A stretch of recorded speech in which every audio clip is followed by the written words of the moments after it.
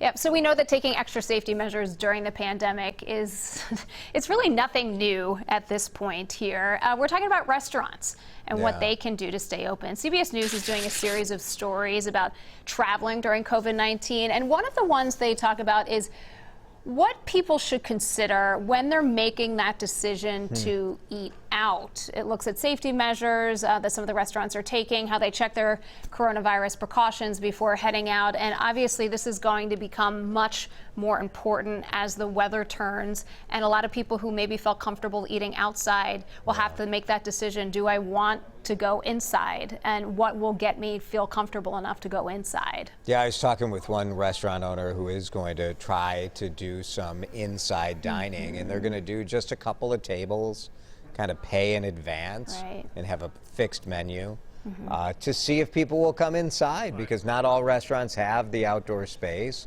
And the reality is, you know, in Minnesota, places are putting heaters up. And they're hoping Minnesotans will embrace kind of the whole, you know, bold North culture and eat outside. But let's be real, Heather.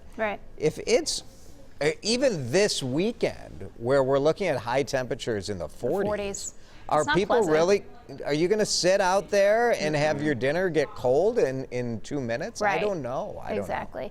I mean, we have to know at this point, if you remember, where it seems to be constantly changing, but the guidelines for indoor restaurants are 50% capacity there. They have to do the social distancing. Everyone is required to wear the masks when you're eating. A lot of places will ask you to take your mask back up when your waiter or waitress comes, or your server comes up to the table, but still you are inside and in a closed space. Yeah, there really is not much variation in Minnesota because the state has set that standard. The only difference you have is the city of Minneapolis, which does not allow anyone to sit at a bar, which whenever I'm in another city, I have this moment of like, why are people at the bar? You're like, oh, that's a Minneapolis rule. It's not all around the state. But I don't know. What I am seeing out there is more people eating inside. It's starting to happen. And I think there's some logic behind it. The restaurants are, generally speaking, really following these guidelines. And generally speaking, when you've traced